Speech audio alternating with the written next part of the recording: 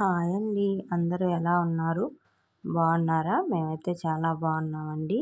ఈరోజు మీకు నేను పాతకాలం నాటి వంకాయ, ఎండు చేపలు అలాగే చింతాకు పొడి వేసి చేసుకునేటువంటి కర్రీ అయితే చేసి చూపిస్తున్నానండి. ఈ కర్రీ చాలా సూపర్ టేస్ట్గా ఉంటుంది. ఈ కర్రీకి ఇలాంటి చిన్న చేపలు అయితేనే టేస్ట్ ఉంటాయండి. చాలా బాగుంటుంది. ఒకసారి మీరు కూడా ట్రై చేయండి ఈ కర్రీని. మనము ముందుగా అయితే నేను ఎండు చేపల్ని నీట్గా వాటర్లో అయితే నానబెట్టుకొని పక్కన పెట్టుకున్నాను. తర్వాత చింతపండు అయితే నానబెట్టుకున్నానండి. అదేవిధంగా మనము వంకాయలు కట్ చేసుకునే ముందు వాటర్ తీసుకొని అందులో కొంచెం సాల్ట్ అయితే వేసుకొని వంకాయను అయితే కట్ చేసి సాల్ట్ వాటర్లో వేసుకుంటున్నానండి. ఇలాగ సాల్ట్ వాటర్లో వేసుకోవడం వల్ల ఏంటంటే వంకాయ అనేది కరుణెక్కకుండా ఉండేదానికైతే మనం ఎప్పుడు వంకాయ కట్ చేసుకున్నా కానీ ఇలాగ సాల్ట్ వాటర్లో అయితేనే వేసుకుంటాము. తర్వాత నేను ఒక 2 మీడియం సైజు టమోటాలను అయితే కట్ చేసుకుంటున్నాను. అలాగే ఒక ఆనియన్ కూడా కట్ చేసుకున్నాను. తర్వాత కర్రీ కోసం అయితే కడాయి పెట్టుకొని కడాయిలో ఆయిల్ వేసుకొని ఆయిల్ హీట్ ఎక్కిన తర్వాత అందులోనే కొంచెం ఆవాలు, కొద్దిగా జీలకర్ర, కొంచెం మెంతులు అయితే వేసుకొని ఆవాలు చిటపటమనిన తర్వాత మనం ముందుగా సన్నగా కట్ చేసుకున్నటువంటి ఆనియన్ అయితే వేసుకుంటున్నాను. ఆనియన్ బాగా ఫ్రై అవనివ్వాలి, అప్పుడే కర్రీకి టేస్ట్ వస్తుందండి.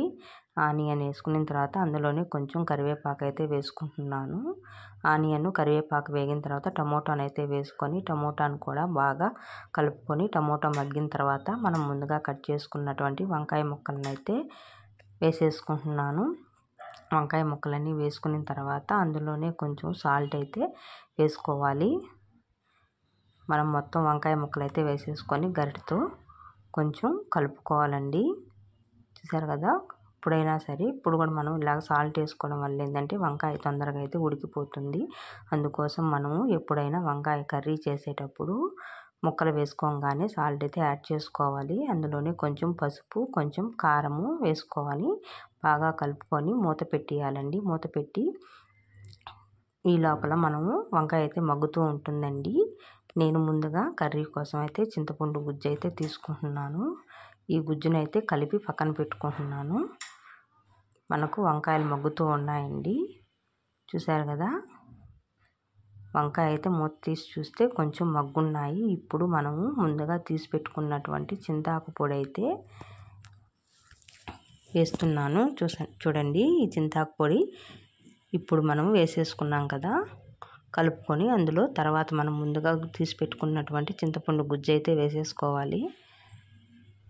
మొత్తం ఇలాగా చెయ్యి అడ్డం పెడితే మనకు అందులో ఉన్న ఏమన్నా వేస్ట్ ఉంటే మన చేతిలోకి వచ్చేస్తుందండి. తర్వాత గరిటెతో కలుపుకొని మూత పెట్టి ఈ లోపల మనము ఎండు చేపలు ఇందాక నానబెట్టుకున్నాం కదండి, వాటిని అయితే నీట్గా శుభ్రం చేసుకుంటున్నాను నేను.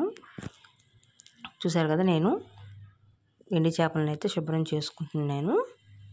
ఇప్పుడు మనము కర్రీ అయితే ఉడుకుతూ ఉంది. ఇప్పుడు మనము ఈ శుభ్రం చేసుకున్నటువంటి ఎండు చేపలను అయితే అందులో వేసేయాలి. మొత్తము చాలా బాగుంటుందండి ఈ కర్రీ. కానీ పిల్లలైతే ఇష్టపడరేమో, పెద్దవాళ్ళు చాలా బాగా తింటారు. ఒకసారి మీరు కూడా ట్రై చేయండి. సూపర్ టేస్ట్ ఉంటుందండి. ప్రాసెస్ కూడా పెద్ద ఎక్కువే ఉండదు, సింపుల్గా అయితే చేసేసుకోవచ్చు. ఇప్పుడు మనం వేసుకున్న ఎండు చేపలన్నీ కూడా మనం కర్రీలో వేసేసుకున్నాము. శుభ్రం చేసుకున్నటువంటి ఎండు చేపల్ని మూత పెట్టి ఒక 10 నిమిషాలు అయితే ఉడకనివ్వాలి. మనకు ఎండు చేపలు కూడా మెత్తగా ఉడికిపోవాలి. 10 నిమిషాల తర్వాత మూత తీసి చూస్తే కర్రీ అయితే చిక్కపడిపోతుంది. కర్రీ చిక్కపడితేనే చాలా బాగుంటుందండి. పలుచుగా ఉంటే అస్సలు బాగుండదు. ఈ కర్రీని బాగా చిక్కపడనివ్వాలి. అంతేనండి, వంకాయ చేపలు